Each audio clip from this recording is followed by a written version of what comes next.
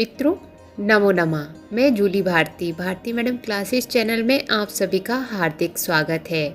मित्रों, किरातार्जुनीयम के द्वितीय सर्ग की कथा में अब तक हमने देखा कि व्यास जी के पास बैठे युधिष्ठिर चंद्रमा के समान सुशोभित हो रहे हैं। मित्रों, यदि आपने किरातार्जुनीयम के प्रथम सर्ग एवं द्वितीय सर्ग की कथा अब तक नहीं देखी है तो ऊपर दिए गए आई बटन पर क्लिक करके कथा अवश्य देखें और यदि चैनल पे नए हैं तो भारती मैडम क्लासेस चैनल को सब्सक्राइब करें।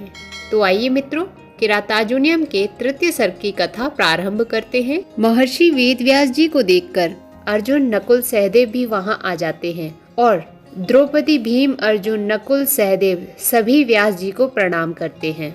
उसके पश्चात धर्मराज युधिष्ठिर व्यास जी से द्वैत वन में आने का कारण पूछते हैं और व्यास जी के दर्शन पाकर स्वयं को भाग्यशाली मानते हैं। तब व्यास जी युधिष्ठिर को अपने आने का कारण बताते हैं। व्यास जी कहते हैं, कपटी दुर्योधन ने आप लोगों के साथ सही नहीं किया और धृतराष्ट्र ने भी ठीक नहीं किया। क्या तुम उस धृतराष्ट्र की संतान नहीं हो?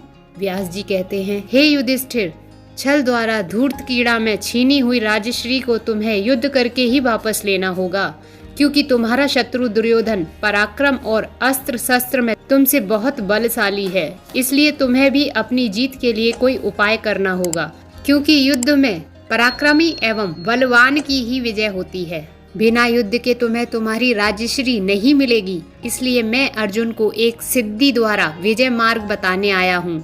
ऋषि वेदव्यास जी कहते हैं, हे युधिष्ठिर, कहा जाता है कि जमदग्नि के पुत्र परशुराम ने अपने पिता के वैर का बदला चुकाने के लिए संपूर्ण भूमंडल के क्षत्रिय राजाओं का 21 बार विनाश कर दिया था। वही परशुराम भीम के धनुर्विद्या के आचार्य थे, किंतु अंबिका स्वयंवर के समय स्वयं अपने ही शिष्य भीम से हार जाने पर एहसास हुआ कि गुणों का विकास हर व्यक्ति में अलग अलग होता है। आज मैं यहाँ अर्जुन को एक सिद्धि द्वारा आपके शत्रुओं के संहार का उपाय बताने आया हूँ। व्यास जी अर्जुन को आदेश देते हुए कहते हैं, हे अर्जुन, तुम इंद्रकील पर्वत पर जाओ और वहाँ भगवान शिव की कठोर तपस्या करो।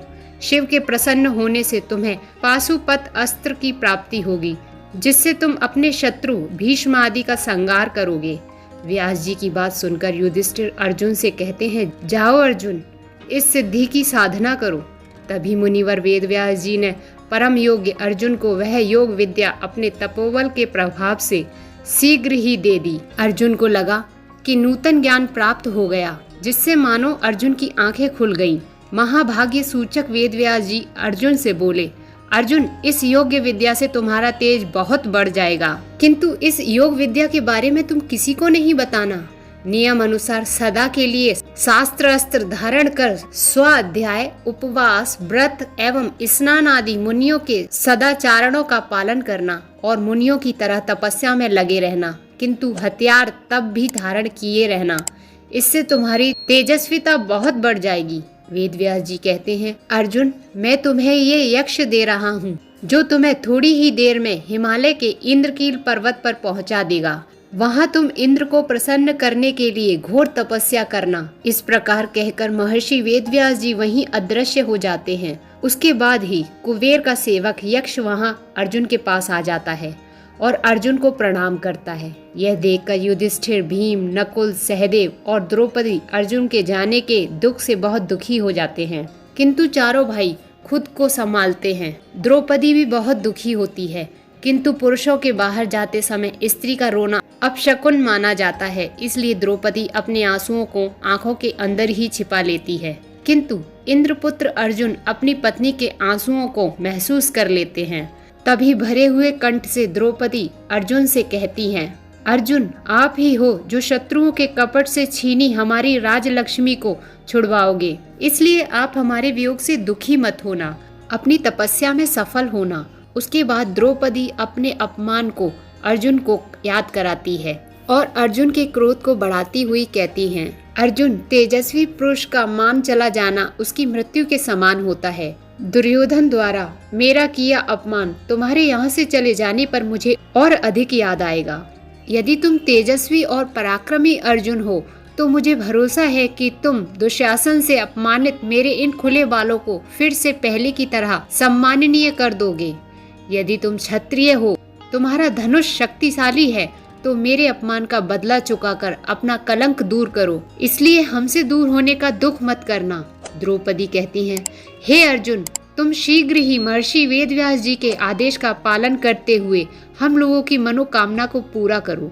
राजा यज्ञसेन की पुत्री द्रौपदी की ये सारी बातें सुनकर अर्जुन क्रोध से जल उठते हैं और भयंकर रूप धारण कर लेते हैं। मित्रों, यहीं पर किरातार्जुनीयम के तृतीय सर्ग की कथा समाप्त हो जाती है। मित्रों, ये कथा आपको कैसी लगी नीचे कमेंट बॉक्स में कमेंट करके ज़रूर बताएं। और यदि ये कथा आपको पसंद आई है तो वीडियो को लाइक करें, शेयर करें। और यदि चैनल पे नए हैं तो आगे की कथा सुनने के लिए भारती मैडम क्लासेस चैनल को सब्सक्राइब करना ना भूलें। मित्रों, संस्कृत की सभी कथाएं देखने के लिए एवं संस्कृत पढ़ने के लिए नीचे दिए गए डिस्क्रिप्शन बॉक्स के लिंक पर क्लिक करें। मित्रों, कथा सुनने के लिए बहुत बहुत धन्यवाद। फिर मिलते हैं किरातार्जुनीयम के चतुर्थ अंक की कथा के साथ।